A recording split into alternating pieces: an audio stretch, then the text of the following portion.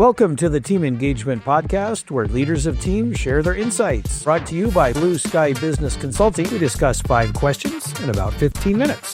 Hello again, everybody, and welcome to the Team Engagement Podcast, where leaders of teams share their insights. I'm excited to welcome my good friend. This is Travis Gollaher, and he is the Vice President of Customer Success at FMSI out of Salt Lake City, Utah, right here close to where we're at.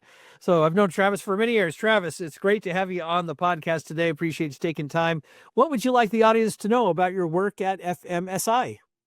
Oh, hey, Sean, thank you. Appreciate you having me on today. So FMSI, we're a software as a service company. We work with banks and credit unions and provide softwares that help them be more efficient and effective at serving their customers. So we do appointment management, lobby management, scheduling, all backed up with analytics. And so we're in that space, and it's a lot of fun. Very good. All right. Well, this is great. I'm looking forward to our conversation here today. It'll be a lot of fun. So let's go ahead and get started with question number 1. Sometimes, Travis, there are times when teams or companies, the employees will kind of fall into a little bit of a lull and their energy levels will dip a little bit. What can leaders do to kind of re-energize their teams? Yeah, so that's a great question. I think that's actually a very common issue that every leader runs into more than once in their career. It could be every day, it could be every month, every year, but it's a common thing that we're all faced with.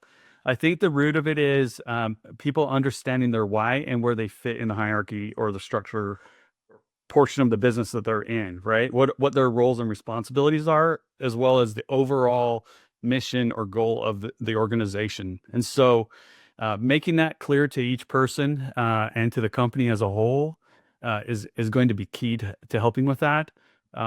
Sometimes you need to have tough conversations. Things don't go well all the time. We all like to think that every company is a growth company and that everything's going to be great. But even with those types of companies, you're going to have challenges. And so I think that communication and just keeping everybody focused on the why and where we're going is going to be key to that. Well, that's great. We're going to come back to that in a later question as well. So I'm excited. And those that have been listening and watching the podcast, they kind of know what's coming, but we'll get to that in just a second. Question number 2, what can leaders do to promote learning within their company? Yeah. So everybody's heard the saying that leaders are readers, and I'm a big proponent of that and reading. I think it starts with you as the leader, right? Your example to others, and having that be known among your team that you're constantly learning, that you're sharing the principles and the models and the frameworks that you're learning. I'm often talking to my team about the power of reading. I call it one of my superpowers. When you think about it, you can take about 10 hours of your time at about $20 and find one of the best mentors out there on almost any topic. And if you do that about 5 or 10 times, you'll be in the 90th percentile on just about any topic that you can think about there. And so, you can learn really quickly and come up to speed. And when you share that with people and kind of open their mind and help them understand that that's possible, that continuous learning is beneficial to their careers, so that they can gain skills rather quickly and get to a level of competence. It helps people be motivated, and it helps people grow, I think. So certainly has for myself. Yes, me as well. And I'm quite confident that will help anyone. So I think that's great universal advice to just keep trying to read and find things, all different kinds of things that can help with learning in the workplace or just in your personal life too. Learning is a good thing no matter what. So love that. All right. Question number 3, what's one tip that you have for effective delegation? Yeah. So delegation is one of those things that you don't do blindly. You need to know who you're delegating to. You need to make sure that the person that you're delegating to has the actual competencies or skills to accomplish what needs to be done. But they may not have all of them, and you need to give them some trust. They may not do it the way that you would do it, but you need to allow people to go ahead and be creative and try things, and you need to trust them and support them with the objective in mind, not necessarily the method or the way to do whatever the task is or the project. Let people figure things out That's hard for leaders to do sometimes because we have a way that we want things to be done.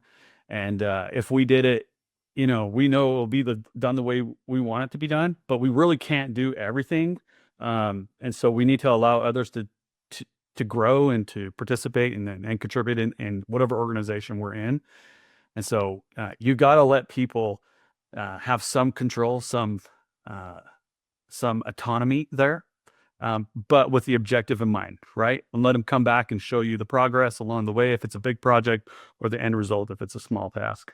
I really like how you described that at the beginning. Don't delegate blindly, because it creates this sense of, am I delegating blindly? Am I just giving it out and not paying attention to it? So I love that. I think that's a great approach. And you're right. You do have to kind of check in with them and make sure that they've got pretty much everything that they need. And if they're lacking something, what you can do to help them. And but I like that visual of don't delegate blindly. Okay, question number 4. This kind of ties in to your response to question number 1 about helping people connect with the why. And in this example, let's talk about the vision, the values, the mission of the company. How can leaders help their people connect better to those important key principles of a business? What are some ways to effectively communicate that? Yeah. So I think a lot of leaders just want to have a big company-wide meeting and all hands, or a kickoff or whatever it is, and expect everybody to just get in line and march to that and perform at the level that they think everybody should. But that doesn't really work. The one and done, does not work in my experience. And so you do need to communicate broadly at a high level, but you also need to bring people in one-on-one or in smaller groups. I found that having one-on-one conversations with people, with those that I work with, is extremely helpful because it allows them to ask questions that they might not ask in a larger forum. You need to make it a safe place where they can challenge or ask questions, so that you can actually have a real conversation and actually accomplish what you're trying to do. Because everybody's not going to see things the way that you see them. They're going to have questions. They're going to have concerns. And so having that, basically that open door policy and that approachableness, right? As a leader, you need to be approachable. You do make the final decision, but you do need to be able to guide and direct and answer questions and see things from other people's perspective. That happens best in those one-on-one or smaller group settings. I agree. Yeah, that's great advice. Being able to communicate one-on-one is far more effective than the broad company-wide announcement. But I like what you said, though, Travis, that it is important to have that, but it's additionally effective, or perhaps more effective, for that individual team leader to meet one-on-one with the people and help kind of get that water all the way to the end of the row, as the saying goes. So yeah. Great. Question number 5, last question. Tell us a great baseball story or experience that you've got.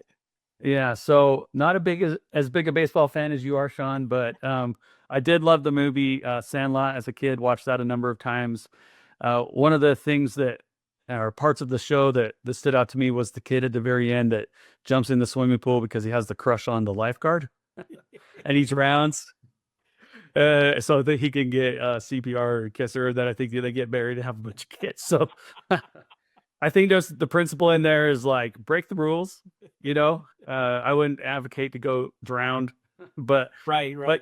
But jump in the deep end. Go ahead and push a little bit, and you might find something good on the other end. I like that. Yeah, it's a great movie. It's one of my favorites, and it's just so well written, and the actors in it are just hilarious. Yeah. So that's a great scene. I love that whole storyline with 18. Right? That's funny. All right, Travis, thank you so much for being on the podcast with me today. I really appreciate it. Always fun to connect with you. How can people get a hold of you? Yeah, so you can look at our website, FMSI.com, or I'm also on LinkedIn under my name, so you can find me there as well. Fantastic. Thank you, and thanks to everyone who is joining us every week to learn more about leadership in teams. We appreciate your support. We encourage you, if you're not already, to subscribe or to follow us, and then that always helps so that you're notified right when a new episode comes out. Thanks so much for joining us, and have a great day. This is Sean Richards with the Team Engagement Podcast, where leaders of teams share their insights. For more ideas, go to teamengagementpodcast.com. We also invite you to follow or subscribe to our podcast wherever you may be listening or watching. Is your business thriving, go to tbs-score.com to find out. Thanks for joining us today. Have a great day.